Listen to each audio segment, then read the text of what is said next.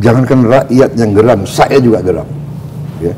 Saya juga geram masalah korupsi ini karena saya mengerti bahwa jangankan rakyat yang geram, saya juga geram. Ya. Saya juga geram masalah korupsi ini karena saya mengerti bahwa sumber daya kita sangat besar, resources sangat besar, dan terjadi kasarnya adalah perampokan lah. Saya bisa harus dikatakan apa nih, perampokan kan. Dan perampokan itu kadang-kadang pakai cara-cara yang sok legal, iya kan?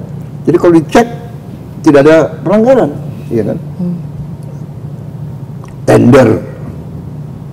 Tender sudah diatur, siapapun pemenangnya. Kadang-kadang tender itu diam-diam tidak diumumkan, atau diumumkan hari Selasa jam 10, tak tutup, udah jam 2 udah tutup, ya kan? Tak, yang masuk 3 penawaran semua related, orang yang sama, udahlah. Seperti akal-akalan. Benar kan? Ini praktek sudah terjadi. Ya ini kan dari segi hukum tidak salah. Satu, geram. Jaksa Agung juga kadang-kadang geram, Pak, kita sudah tangkap, kita sudah ungkap, sudah berhasil menang di pengadilan negeri. Dia naik banding, kita menang. Terus Mahkamah Agung PK selesai, kita dikalahkan. Jadi ini masalah ya. Jadi langkah saya dalam waktu dekat, saya sudah suruh hitung Menteri Keuangan ya dengan Menseknek, saya ingin naikin gaji semua hakim. Saya ingin naikin gaji skala signifikan semua hakim. Saya hitung-hitung mampu kita. Ya jadi memang apa ya, hasil efisiensi gitu. Kalau tidak salah ya, untuk meningkatkan signifikan semua hakim mungkin butuh 12 triliun ya, nggak sampai 20 triliun. Penghematan perjalanan dinas ke luar negeri bisa naikin gaji seluruh Indonesia, semua gaji, dan signifikan. Nanti saya dimarahin juga, kok hakim yang dinaikin signifikan, kami gimana ya? Tapi hakim dulu mungkin ya, karena hakim kita harus dibikin begitu terhormat dan begitu yakin sehingga dia tidak bisa disuap. Saya juga kasih petunjuk, hakim harus punya rumah dinas yang layak. Ini sedang dikerjakan oleh Menteri Perumahan. Kalau tidak salah kita punya hakim seluruh Indonesia nggak sampai 10.000. Kalau tidak salah 9.000 sekian. Jadi ini harus diadres. Hakim dulu diperbaiki, kemudian aparat-aparat yang lain. Jadi saya sangat sependapat. Jadi pertama, yudikatif kita harus kita bersihkan, perkuat, dan ya maksud saya ya, karena kita tahu penjara kadang-kadang dengan kekuatan uang dia tiap malam bisa keluar jalan-jalan. Meskipun ada di pulau terpencil, kalau ada uang bisa disuap, Pak. Kalau di pulau kecil kan susah dia mau keluar. Bisa sewa helikopter. Oh nggak bisa. Pulau mana gitu kan? Ini sedang kita cari gitu loh, tempatnya, pulaunya gitu. Saya diusulkan ada pulau lepas pantai Banten. Wah ini terlalu dekat saja. Iya kan?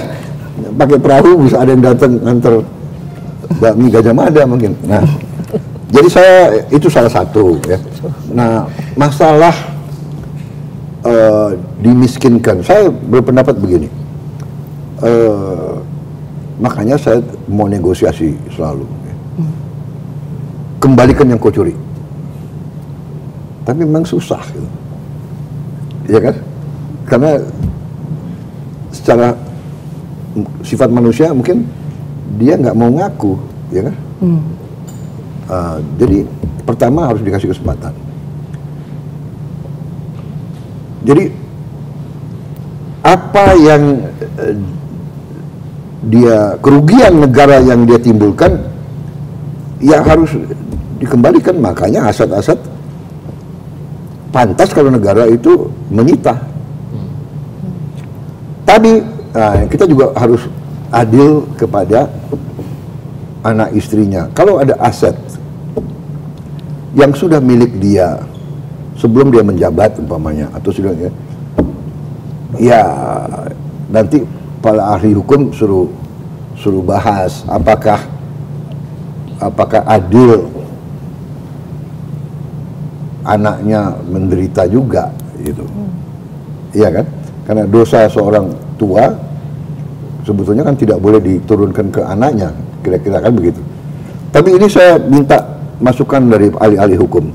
Hanya memang benar harus ada suatu sikap jera, karena kadang-kadang dengan kekuatan uang, okelah aku ditangkap, okelah aku masuk pengadilan, paling saya dikasih 6 tahun, nanti 6 tahun saya jalankan 3 tahun, habis itu saya keluar. Ya. Dan selama 3 tahun saya juga nanti bisa saya sogok pejabat ini pejabat itu, sehingga saya mungkin tiap 5 hari saya keluar. Iya kan? Jadi ini masalah gitu loh. Jadi saya memang mengatakan ke aparat hukum, kalau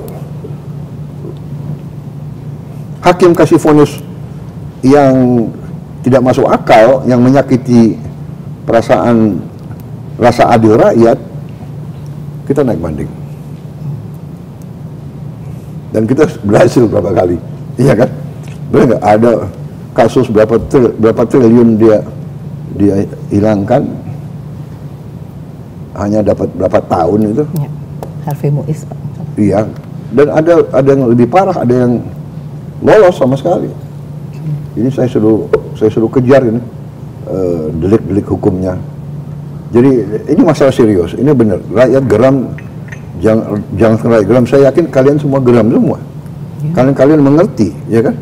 We are not stupid, benar nggak? Kalau kasus dia hilangkan 100 triliun, dapat 6 tahun, ini kan nggak masuk akal. Iya kan? Jadi saya sangat sependapat ya. Hukuman mati. Pada prinsipnya, ya sebenarnya kalau bisa kita tidak hukuman mati. Karena hukuman mati itu final. Padahal mungkin saja kita yakin 99,9% dia bersalah. Mungkin ada satu masalah yang ternyata dia korban, atau dia di frame, atau dia itu loh. Kalau hukum mati final, kita nggak bisa hidupkan dia kembali, ya kan? Sehingga pada prinsipnya ya banyak pelaksana hukum mati kan diulur, ya kan? Bahkan ujungnya juga tidak dilaksanakan sebenarnya kan. Itu kita lakukan jurisprudensi pemimpin-pemimpin kita sebelum, ya kan? Bung Karno tidak melaksanakan, berapa orang yang dihukum mati, Pak Harto tidak laksanakan, berapa orang dan seterusnya. Dan saya pada prinsipnya juga kalau bisa kita cari efek jera yang tegas, tapi mungkin tidak sampai hukuman mati. Tapi ini tentunya nanti konsensus para pimpinan politik dan para pakar-pakar hukum.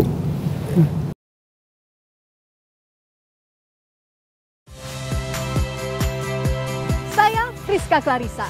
Saksikan program-program Kompas TV melalui siaran digital, pay TV, dan media streaming lainnya.